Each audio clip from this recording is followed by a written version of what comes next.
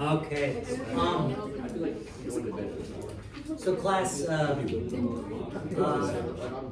get your attention, please. So 5.6 is just graphing lines, but instead of them being just lines, they're going to be inequalities. So we've graphed on number lines. Remember circles versus dots? And then we would shade. We're still going to have to think about basically circles versus dots, and we're still going to have to think about shading, but the thing is we're going to be talking about a coordinate plane instead. So basically I can kind of give you a heads up. You know how when you graph a line, you normally draw a line? Well, sometimes it's not going to be a solution, and you're going to make it dashes instead. And then when you shade, instead of shading left or right, you get to shade basically up or down, and you get to shade half of the plane. So this is what we're going to be doing today. It's a little different than just graphing a solution. Well, the three things specifically we're going to do is we're going to check solutions of linear equalities, then we're going to graph them, and then we're going to do a real life application. So this is kind of unnecessary. It's saying a linear inequality in two variables, x and y, can be as this, this, this, and this. All this is saying is, see how you got an x and a y and an inequality? And aren't these the four different inequalities you can have? So don't stress this very much. They're just saying these are all possibilities today. But it's not anything to worry about. Okay, so it says where a, b, and c are real numbers, a solution of a linear inequality in two variables is an ordered pair x, y that makes the inequality true. So class, when you're checking solutions, you're just going to substitute the -1 and the 9 into the equation and see if it works out. You guys with me on that? So, do you guys agree that the -1 is the x value? And what's the y value? The 9. And notice I'm not solving anything, I'm just simplifying it, I'm just reducing it. And I'm going to do this in my head. Isn't this -3? Well, what's a -3 plus a 9? 6. And then class, you ask yourself, is this true? Is 6 less than 3? That is not true, isn't it? And so, was this a solution? No, it was not. Do you guys see how that works? That was not a solution. Let's try the next one. X, Y, substitute them in.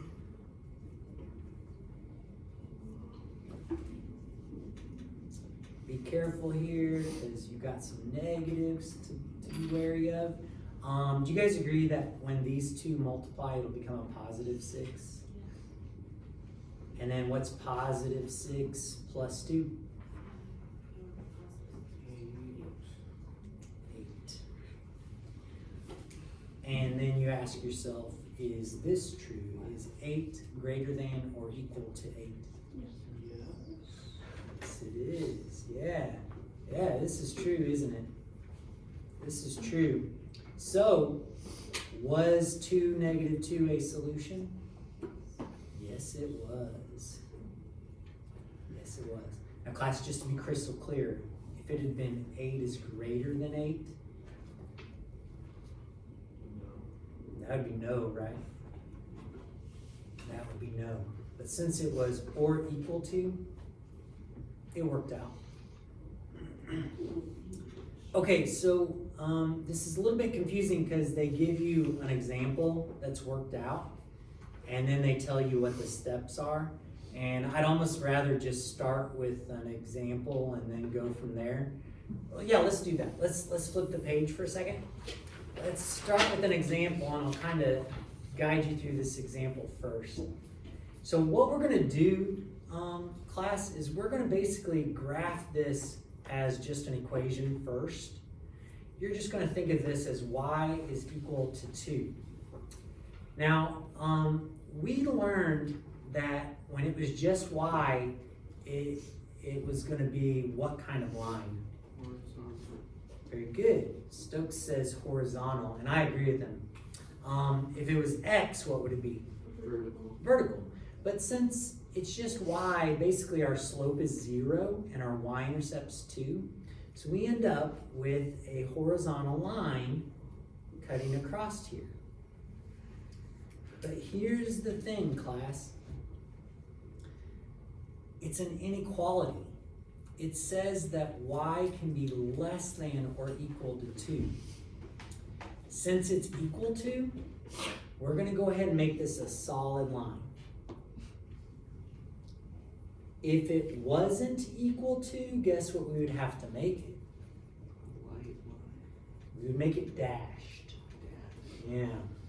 If it said we can't be 2, if it said y is less than 2, we would go a dashed line here instead.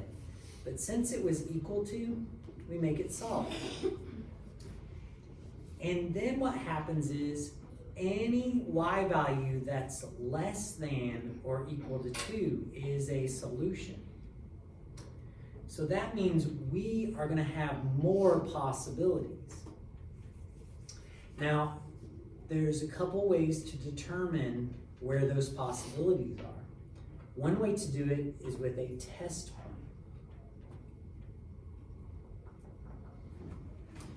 So it turns out when you shade graphs of linear equalities, you're either going to be shading one half of the plane or the other half of the plane. But you got to know which one it is. So what you can do is you can do a test point. And I often use a test point of 0, 0 because it's easy. And we just check and see if 0, 0 is a solution of our original inequality. Class, did we have an x in this? So all we do is put a 0 in for y, and we ask ourselves, is 0 less than or equal to 2? That's totally true, isn't it? That is true. And if 0, 0 is a solution, that means we get to shade the lower half.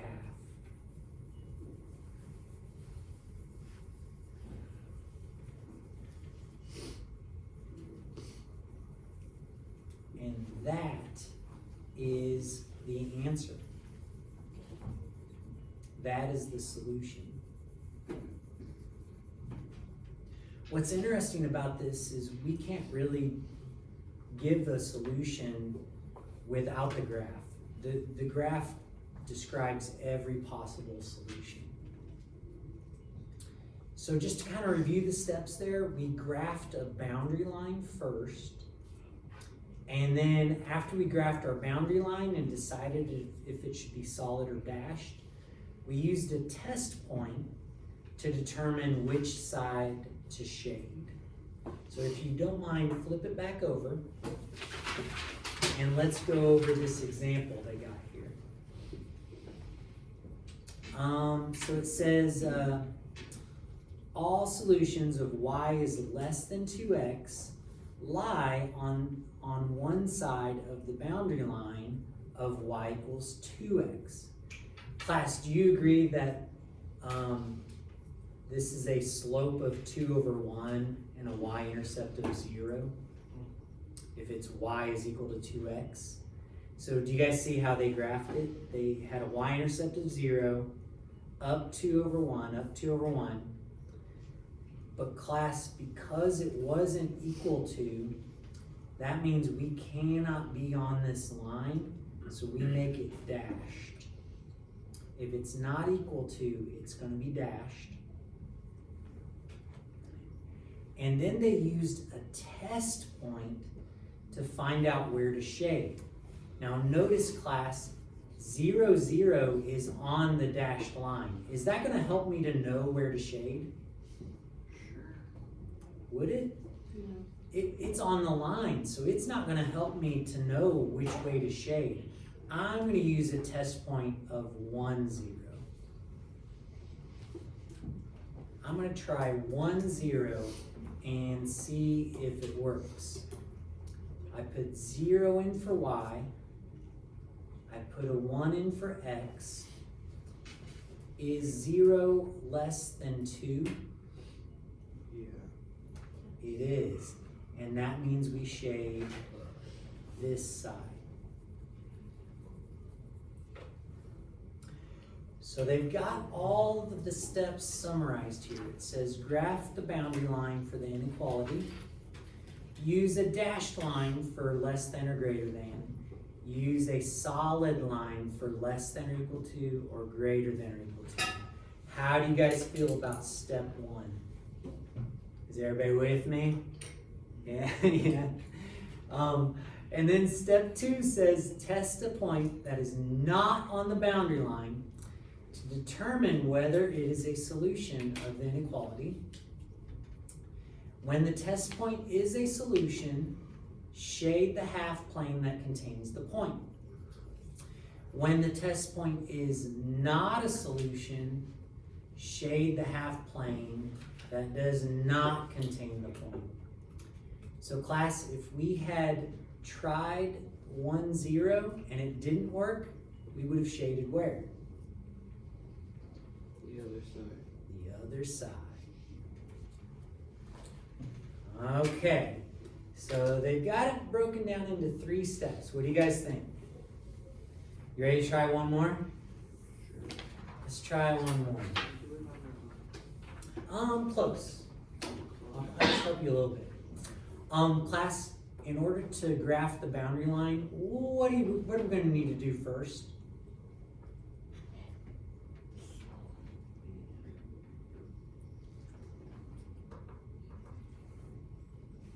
You're gonna have to get the variables on separate side. Yeah.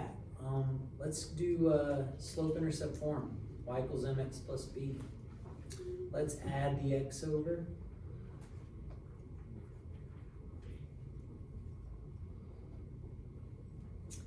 Is that in slope-intercept form yet? What do we do next? Divide everything by 2. Divide everything by 2. Now be careful, because last hour a bunch of people were telling me that the slope was going to be 2 on this. What's the slope going to be? 1 over 2. Agreed, Stokes. It's going to be 1 over 2. And what's our y-intercept going to be? 1. 1. So go ahead and graph that boundary line. And class, is it going to be a solid line or is it going to be dashed?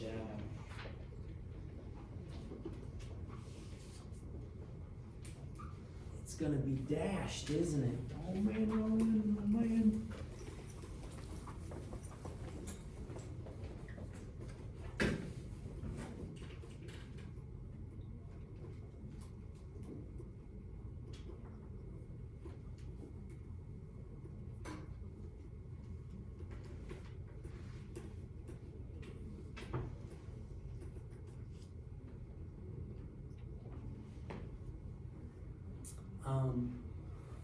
It's gonna be dashed. I'm gonna grab a straight edge, 'cause that's just how I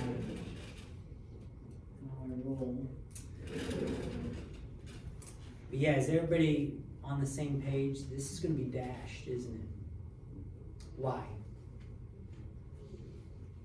Because it's Greater greater than.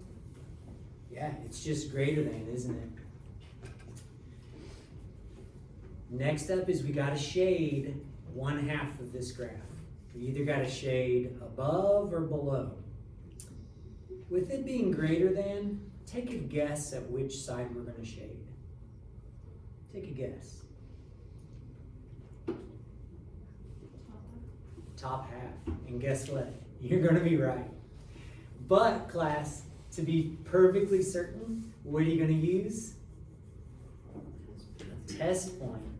I don't know what that is. Okay, we're gonna use a test point. And I like to make my test point as easy as I can, so I guess I'll use 0, 0. Do you guys agree that 0, 0 is below it? And let's go to the original problem and put a 0 in for x, a 0 in for y, and see what our result is. Oops. Class, what's all this going to become? 0, isn't it? 2 times 0 is 0, negative 0 plus 0 is 0. Class, is 0 greater than 2? So do we shade below? We shade above. So class, I'll be honest with you. You can trust your gut most of the time. If it says greater than, well, I gotta be clear here. If it says y is greater than, chances are you are gonna shade which way? Up. You're gonna shade above. If it says y is less than, chances are you're gonna be shading below. But a test point can always work out as well. Okay, what do you guys think about this so far? How are you feeling about it? All right, we've got an application problem up next. We're making a fruit salad. It's pretty exciting. But here's the thing, it says you can spend at most $10 on grapes and apples for a fruit salad. That right there is why this is a inequality. Because at most $10 is what inequality symbol? It's at most 10, it's actually going to be less than or equal to 10. So at most is going to be less than or equal to 10. But they tell us that grapes cost $2.50 per pound and apples cost $1 per pound. And they want us to write and graph an inequality that represents the amounts of grapes and apples you can buy. So do you agree that we're trying to find out pounds of grapes and pounds of apples? Are you guys cool with that? So what's the rest of our inequality here?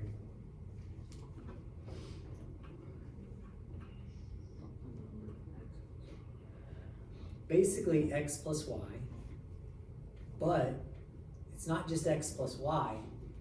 $10 is cost, right? How much does a pound of grapes cost?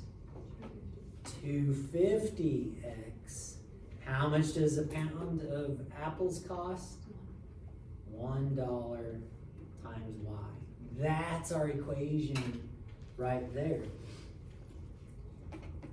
That's our equation. And so that was part of what they wanted us to do. They wanted us to write an equation. But they also want us to graph it. So class, what do we need to do to graph it?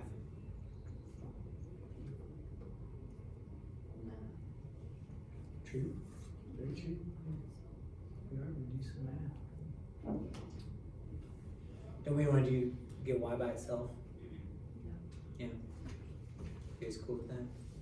All right, y by itself. Let's get y by itself. We're going to be done pretty quick. Subtract that 2.5x over, and we are done. Negative 2.5x plus 10. And we have y by itself. What's my slope, everybody? Negative 2.5 over 1. And my y-intercept is 10. And we're ready to graph this. We are ready. 1, 2, 3, 4, 5, 6, 7, 8, 9, 10. And then the decimal's kind of scary, but I think we got this. Go down 2.5 and over 1. 2.5 would put me back on the grid, isn't it? over 1. 2.5 over 1. 2.5, so back on the grid, over 1. And class, solid line or dashed? Solid, why? It's equal to, isn't it? It is equal to. Also, check this out. I'm not gonna put arrows on this because does it make sense to have negative grapes? No. Or negative pounds of apples? It doesn't. And by the way, X was our pounds of grapes. Y was our pounds of apples. Class, we do need to shade. What's your guess as far as where we would shade? The bottom, yeah, below. I am going to use a test point though, just to make sure everybody knows how to do that. A test point, I'm going to use 0, 0 again. And let's plug 0, 0 into our original equation. It'll be 2.5 times 0 plus 1 times 0 is less than or equal to 10. Class, what does this all become? 0 is less than or equal to 10. Is 0 less than or equal to 10? Yes. So that means we shade below. Now again, I'm not going to shade the negative values because does it make sense to have negative apples and negative grapes? No. No. So it turns out our solutions to this situation are all in this triangle in here.